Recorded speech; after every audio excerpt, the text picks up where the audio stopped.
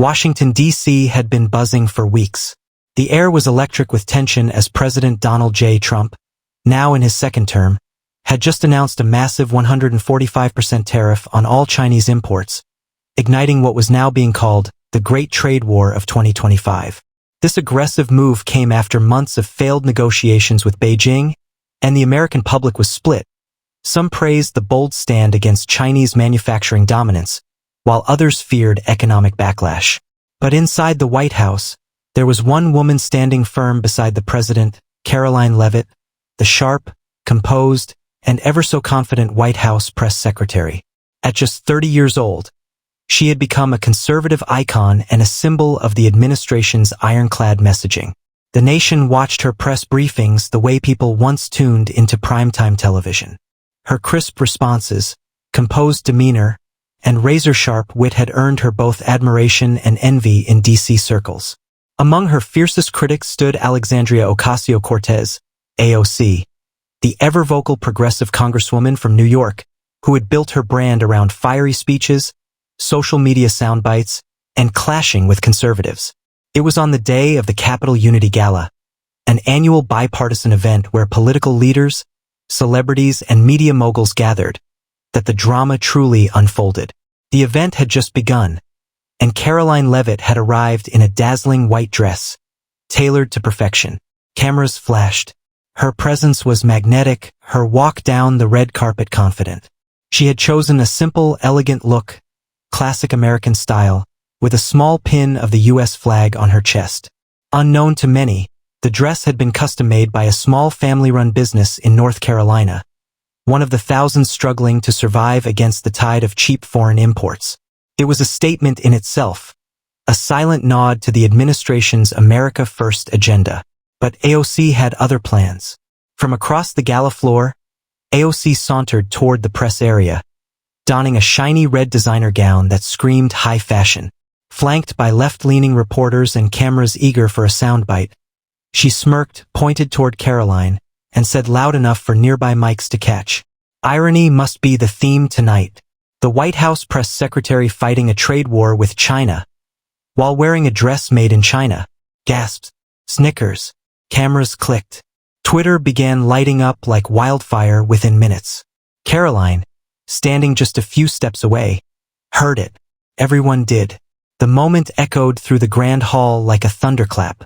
The comment was biting, perfectly timed, and, if true, would be deeply embarrassing for the administration that had just called for a national boycott of Chinese-made goods. Social media blew up. Hashtag Made in China trended. Critics of the administration began posting memes, while liberal influencers mocked Karoline's supposed hypocrisy. But Karoline didn't flinch. She didn't tweet. She didn't storm off. Instead, she smiled politely, took a slow sip of water, and calmly walked up to the podium during her scheduled address just an hour later. Everyone waited for a response. Cameras pointed. OC was seated in the front row, arms folded, waiting to see if Karoline would fumble or deflect. But what happened next would become the most talked about political moment of the year. The lights dimmed slightly in the grand ballroom. Journalists, lawmakers, and political influencers quieted down as Karoline Leavitt approached the podium with an unshakable calm. The murmur of the crowd faded into a tense silence. Everyone was waiting, not for her speech, but for her reaction. Would she dodge the jab? Ignore it? Throw a counterpunch? Karoline adjusted the microphone and began, her voice composed but clear. Good evening, America. Tonight we gather to celebrate unity. Unity of purpose. Unity of ideals. And yes, even unity in disagreement. A few polite claps followed. She continued. Now, before we get into policy and vision, I'd like to address something that just happened on this very floor. Because if we're going to talk about unity, we must start with honesty. That's when the entire room leaned forward. AOC tilted her head, eyebrows raised. The press perked up. Karoline paused, then calmly said, "A few minutes ago, I heard Congresswoman Alexandria Ocasio-Cortez imply that my dress tonight was made in China. It was a clever jab, sharp, quick, and catchy enough for a tweet. I'll give her that." A few people chuckled nervously. But allow me to clarify for the sake of truth. This dress was not made in China. It was handmade in Concord, North Carolina by a seamstress named Lydia Harper, a 58-year-old American mother who lost her factory job to outsourcing in 2012, and who now runs a small shop trying to keep the American garment tradition alive. Now the tone shifted. Lydia's business, like many others, was almost crushed by decades of reckless trade policies that allowed cheap, underpaid labor from China to undercut American workers. This administration, our administration, is fighting to reverse that. A thunderous wave of applause followed. Even a few moderate Democrats in the audience found themselves nodding. Karoline held up a small envelope. In fact, I brought the receipt with me just in case anyone wanted to fact-check before mocking. She placed it gently on the podium. Camera flashes went wild. Then she smiled gracefully. Congresswoman Ocasio-Cortez has long claimed to be a champion of workers' rights. But I wonder, was her designer dress tonight ethically sourced? Were the laborers paid fair wages? Were they even old enough to vote? Because I have a hunch. That label might tell a different story. A visible wave of shock passed over the audience. OC froze. Her expression went blank for just a moment, caught between frustration and disbelief. We can't just talk about American values, Congresswoman, Karoline said softly. We have to wear them, walk them, live them, every day. Even at galas. The applause now turned into a standing ovation from conservative circles. Even a few independents stood up, moved by the poise and precision of Karoline's words. The message wasn't loud. It was surgical. AOC had walked into the event seeking a social media victory, and she had just been checkmated on live TV. But Karoline wasn't done yet. As the applause subsided, she leaned into the mic and said, I don't wear made in China. I wear made with integrity. That's what this country deserves. The crowd erupted again. Social media flipped on its head. Hashtag Made in America began trending. Conservative influencers declared it a masterclass in composure. Even some left-leaning commentators admitted Karoline had delivered a powerful blow with grace. Meanwhile, AOC sat motionless, her team whispering rapidly in her ear. She knew the damage had been done, and it wasn't just a PR hit. This was a moment that would ripple across the political landscape. But what she did next would escalate things into a full-blown war of words. As Karoline Leavitt stepped down from the podium, a wave of applause still echoed through the gala hall. Cameras followed her every move, pundits already typing their hot takes, and supporters of the Trump administration flooded social media with praise. But AOC was far from defeated. Backstage, surrounded by her communications team, she was fuming. Her cheeks flushed with frustration, not because of what Karoline said, but because of how masterfully she'd turned the tables. Within minutes, AOC's team pushed out a tweet thread trying to reclaim the narrative. Let's be clear, I wasn't questioning where Karoline's dress was made. I was questioning the hypocrisy of an administration that talks about worker rights while gutting labor protections. Hashtag Unity Gala. Another tweet followed. While Karoline talks Made in America, this admin slashes union protections, freezes minimum wage, and turns a blind eye to corporate abuses. But hey, nice dress. The tweets were sharp. They trended. Her fans reposted them like wildfire. For a moment, it seemed she had regained ground. But then came the bombshell. Lydia Harper, the dressmaker from North Carolina, had just been interviewed by Fox News, and it went viral across the internet. Choking up on air, Lydia spoke directly into the camera. I didn't think anyone in Washington cared about people like me anymore. When I got the order to make a dress for Karoline Leavitt, I cried. Not because of the work, but because finally someone at the top was willing to stand up for American workers. I don't have a PR team. I don't have hashtags. But I have a daughter, and I want her to know that we still make beautiful things in America. The clip went nuclear. Even major networks that rarely praised the Trump administration aired it. People started searching for Lydia's business online. Orders flooded in. Supporters posted photos in homemade American apparel with hashtags like hashtag We Stand With Lydia and hashtag Made in America Matters. Then, to make things worse for AOC, an eagle-eyed journalist from a nonpartisan watchdog site dropped a photo of the label inside AOC's red dress from the gala. Someone had zoomed in from a backstage candid. And there it was. Made in Guangzhou, China. The internet exploded. Memes erupted instantly. Karoline's calm smile juxtaposed with the Chinese label on AOC's dress. The hypocrisy had gone from rumor to photographic proof. And Karoline? She hadn't tweeted a single word. Not yet. She didn't have to. Later that night, on Tucker Carlson Tonight, a segment aired titled, Karoline Leavitt, The Quiet Thunder of America First. Karoline appeared on the show, and for the first time gave her full response.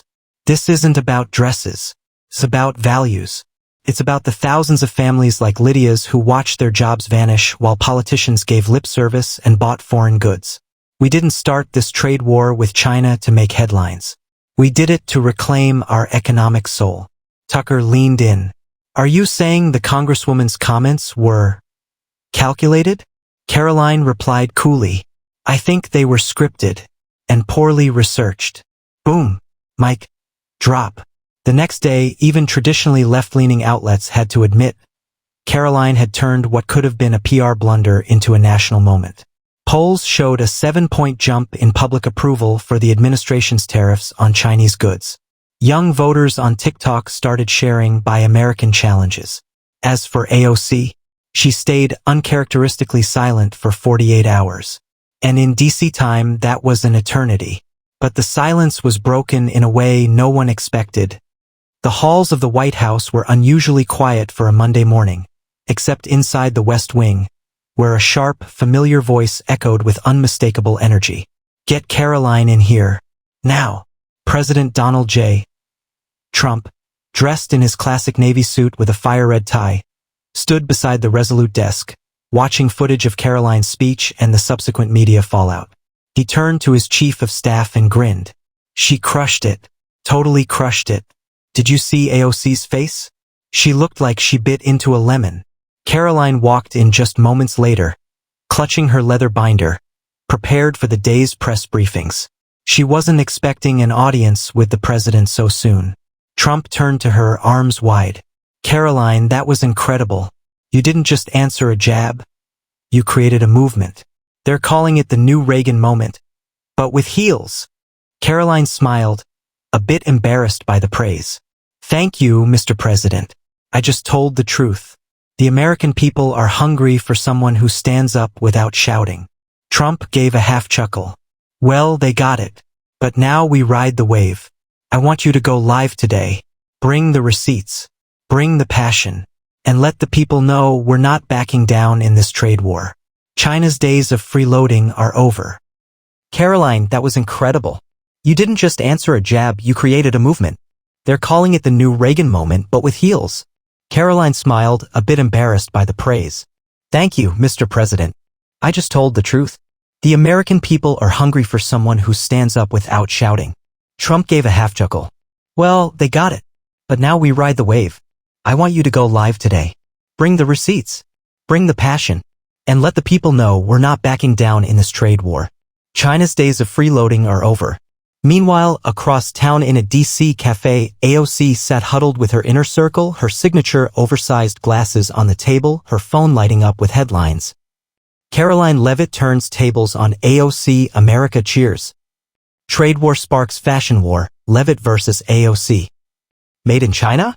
Not a good look for the left. AOC tapped through social media posts. Even some of her progressive allies were hesitant to defend her without clear context. The photos of the dress label had done more damage than 100 attack ads could ever do. Her chief advisor leaned in and whispered, "We have to move. Now. You've got a CNN slot in 2 hours. If we don't reframe this, it'll hurt the whole base. Say it was a borrowed dress. Say you weren't informed about the label. Say anything." But AOC knew the truth. She had chosen the dress. And she had done so specifically to make a statement. A bold, fashionable, red-streaked statement against what she saw as the dull, conservative culture of DC. And now it had backfired. Still, she wasn't one to fold. As the cameras at CNN turned on that evening, AOC sat tall in the studio chair and opened with, "Let's not get distracted. This isn't about a dress. It's about the workers across the world, yes, across the world, who are also struggling under corporate greed. The Trump administration's trade war is hurting not just China but also American consumers and small businesses." But by then, the mood of the nation had already shifted. Poll after poll showed stronger support for Trump's aggressive trade policy. In towns ravaged by factory shutdowns, people posted online videos holding up tags that read "Made in USA" while quoting Karoline's now famous line, "We don't just wear it, we live it."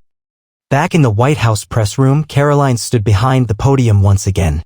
But this time, the room was electric with anticipation. She opened her binder, held up Lydia Harper's handwritten thank you note, and read it aloud. "Karoline, for the first time in years, I feel seen. You didn't just wear my work, you honored it. Thank you for believing in us." Her voice cracked slightly, but she steadied it. "We are done being ashamed of American pride. We are done apologizing for making things at home. And we are certainly done being lectured by politicians wearing foreign fabrics while pretending to fight for justice." The press room burst into applause, a rarity in that space. And as the feed went live across networks, millions of Americans watching from their homes, their phones, their farms, their factories felt something different. Not politics, not partisanship, but patriotism. And it had a new face, young, firm, articulate, Karoline Leavitt. But the storm was far from over. AOC was planning one final card, and it would either be her comeback or her collapse. The Capitol Hill press briefing was about to begin, and all eyes were on AOC. For the first time in days, the usual chatter was silenced. The tension in the air was palpable. Everyone knew this was the moment that would either save or solidify the collapse of AOC's narrative. She had been silent since her CNN interview, and now it was time to make her move. The room was packed with reporters, cameras set, the air thick with anticipation. AOC stepped up to the podium holding a stack of notes, but her usual fire was nowhere to be found. She looked like a fighter entering the ring, her face steely but her body language betraying a hint of uncertainty. This wasn't just a press briefing, it was a battle for her political identity. "Good afternoon, everyone," she began, her voice steady but clipped. "I want to address the ongoing discussion about my dress and the hypocrisy surrounding the trade war with China." She paused, scanning the room. "Yes, I wore a dress made in China. But that's not what this is about. The dress was a symbol of how interconnected our world is. We live in a global economy, and that means our actions here in the US ripple across the world. But while we're standing up against China's trade practices, we also need to stand up for fair wages, worker rights, and global labor standards." But the response from the press was lukewarm at best. They weren't buying it. Karoline's words echoed in their heads, "Made in America. Made with integrity." The next reporter stood up, a young journalist from a conservative outlet, eager to challenge her. "Congresswoman, you've said that the dress was a symbol of interconnectedness, but let me ask you this, when will you stop wearing Chinese goods if you're truly concerned about American workers? You've criticized the administration's policies, but have you held yourself accountable for your own choices?" AOC's eyes flickered, and for a split second, she hesitated. It was the question she couldn't dodge. She had been caught in the hypocrisy she so passionately railed against. Before she could respond, another reporter spoke up. "Congresswoman, Karoline Leavitt has become a rising star because she's willing to take a stand for American manufacturing. Her dress came from a small American business in North Carolina, and she's standing behind American workers. Do you think it's fair for you to criticize that when you yourself are wearing foreign-made products?" The questions kept coming, each one sharp and pointed. The room had turned against her, slowly but surely. She was no longer the voice of progressive ideals. She was now the face of political embarrassment. AOC clenched her fists at her sides, taking a deep breath. She wasn't backing down, not yet. "Look, I don't care if my dress was made in China," AOC said, her voice rising. "What matters is that we hold our leaders accountable for their decisions. For the workers on both sides of the globe who are exploited for the profits of corporations. This is about much more than just a dress." But the damage had been done. The internet had already spoken, and the narrative was out of AOC's control. She could spin it all she wanted, but America had already sided with Karoline, the outsider who spoke for the American worker. That night, Karoline appeared on Fox News again, but this time the stakes were higher. The president himself had tweeted his support for her. His message was blunt. Karoline Leavitt is a new voice for America. While AOC sells out to China, we're bringing manufacturing back home. #America First. The media, once divided, had now largely fallen into line. Karoline's message had resonated with the public. As news outlets replayed the moment of her speech, where she turned AOC's jab into a political statement, the national conversation shifted. Karoline Leavitt was no longer just the White House press secretary. She had become the face of a movement that was challenging Washington's old guard and its cozy relationship with foreign interests. She was rising. By contrast, AOC's attempts to regain control of the narrative fell flat. The Chinese dress scandal overshadowed her message of progressivism. Her political brand, which had once seemed indomitable, was now tainted by the uncomfortable reality of her own choices. In the days that followed, Karoline made another appearance on a popular talk show, where she was asked if she had any regrets. With a wry smile, she said, "If you're asking if I regret standing up for American workers and wearing a dress made by a hardworking mom in North Carolina, absolutely not." And with that, she had closed the door on the trade war with China, at least for now. The American people had heard her message loud and clear. America first. Made with integrity. And it was clear that in this new political battle, Karoline Leavitt was the winner.